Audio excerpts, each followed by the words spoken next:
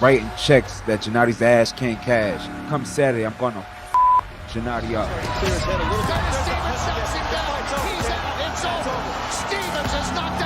After bagging 3 devastating first-round knockouts in his previous 4 outings, the Brownsville banger, Curtis Stevens, emerged as the first real credible puncher who could potentially carve his way through the unstoppable hype train of Gennady Golovkin. He's in my hometown, and come Saturday, I'm getting in destroying him.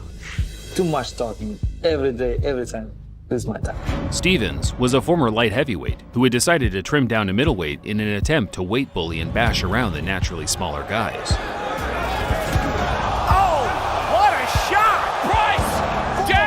He was a decent enough boxer, but fell in love with his power. So much so that he would often lose track of his game plan just trying to set up a knockout shot. So when he came up against competent boxer movers like Jesse Brinkley and Andre Durrell, he looked out of his depth, and things could get a bit embarrassing in there as he crudely chased them around the ring.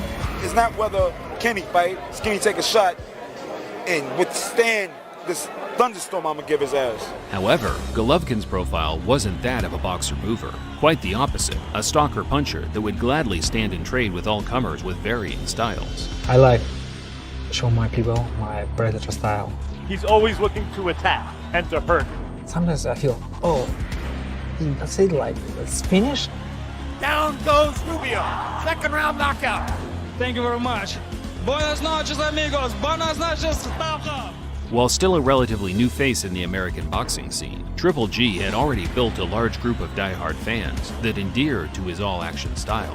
His persistence to make every second of the fight a phone booth-style brawl was a harken back to the old-school legends like Jack Dempsey and Henry Armstrong. Good left hand to the body and left to the head. Down goes Troxler. Yet, he did it with a modern Eastern European-style twist, with unusual feints, shimmies, and punching angles that kept the crowd, but more so his opponents, on their toes, until the inevitable knockout shot landed. Now Golovkin's gonna have to do what he has to do, like that, to get Macklin out of here. Puts Macklin down. After the second round, I understand it's not boxing.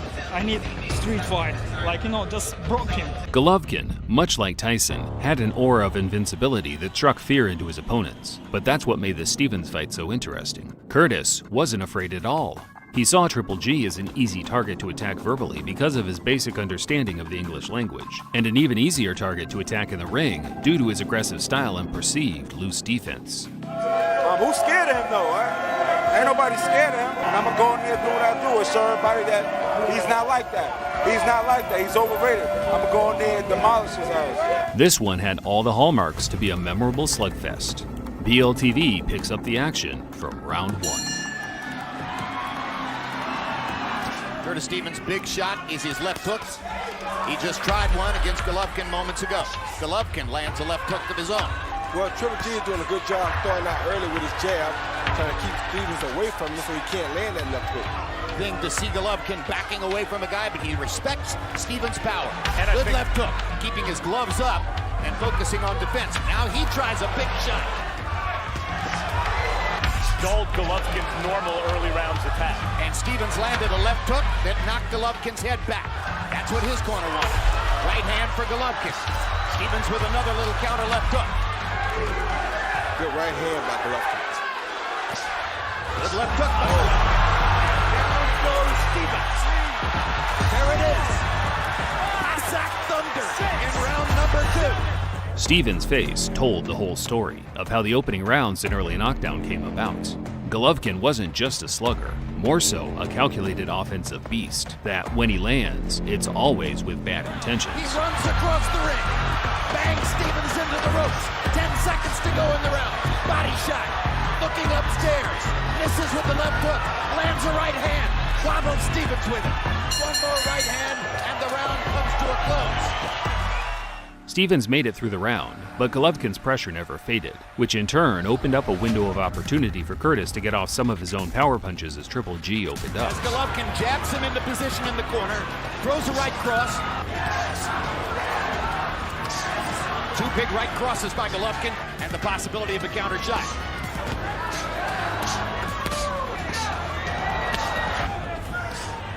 Those are clean shots he's landed. And he found that last right hand with left hook. It's a right hand. Golovkin lands an uppercut and a left hook.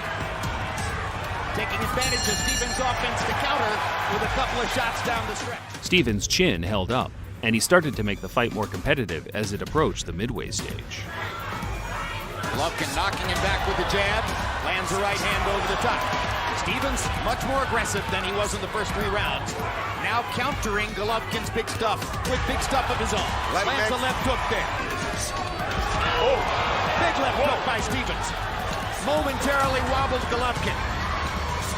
Golovkin lost a couple of rounds, which served as the wake-up call he needed to get back to work and start forcing the issue on the front foot. Something Eastern European fighters seem to do very well. He's landed some good shots in this round. Now Golovkin with a body shot and a right cross, and momentarily hurt Stevens. Good comeback uppercut and a right cross by Stevens. And the left hook. Golovkin trying to measure him one more time. Right cross for Golovkin. Body shot, uppercut, right cross. Very active round for Gennady, who wobbled Stevens with a couple of shots and is still seeking a knockout. Nothing easy for him. Golovkin's pressure started taking a toll on Stevens as the former light heavyweight was bullied into the back foot for 6 minutes straight. Even Curtis's own mother had seen enough, storming out of the arena before the bell rang for the 7th. The corner wanted to know why Stevens was against the ropes. I think it was those body shots by Golovkin in the last round, but here Stevens is trying his best to stay in the middle of the ring. Stay in the middle of the ring, but now Golovkin backs him to the ropes. And you heard Andre Rozier say it's not a good place for you. Golovkin keeps his chin tucked well, even if he doesn't always move his head. It looks like if we get a knockout by Golovkin, it's going to be the submission of will variety. 3 of them in this round. Thunder on the liver. Golovkin's still alert enough to back off those Hard right hand body shot. Incipient beat down in Madison Square Garden. Because he's thrown back just enough to stop the ref from stopping it. Big right cross by Golovkin. Whipping Curtis Stevens into the corner. And they're going to stop it in the corner. That's a great stoppage. Andre Rozier had seen enough.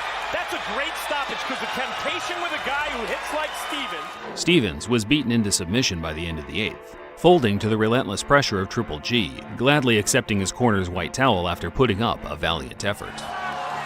What was your plan for the fight? My plan just box, you know. I know I'm champion. I know I'm better. My power better, my speed better, you know, just I show it for gym, for TV, for my fans, you know. Stevens was a solid puncher, but as the future title reign of Triple G would go on to prove, you need to be more than just a banger to even stand a chance against the Kazakh killer. Like I said, in Golovkin fight, I didn't have no game plan. I thought I was going to go in there and knock him out. Listen, Golovkin did what he did. He beat me. I'm not going to take nothing. I'm not going to take that away from Golovkin. You know, respect to him for that. To be fair to Stevens, he's always been humble enough in discussing this fight in the aftermath, giving Golovkin the credit he probably should have considered before he got in there and decided to try to disrespectfully slug it out with, as he put it, no game plan at all. Like I said, in Golovkin fight, I didn't have no game plan. I thought I was going to go in there and knock him out. In the end, it wouldn't be a slugger, a puncher, or a slickster that would dethrone Golovkin. Instead, a mixture of the 3 as he battled out 2 modern-day classics with the future Hall of Fame legend, Saul Canelo Alvarez. Many argue, though, that Golovkin won both fights by being the more active punching aggressor. I want to say, like, I want to shake hands to Canelo, you know, congrats, all team, you know, guys. It's a real warrior. If you not understand nothing. Golovkin hung up the gloves at the end of 2022. He was a fantastic fighter, a real throwback. It's always a pleasure to cover his fights, and I plan on doing many more for this channel down the line.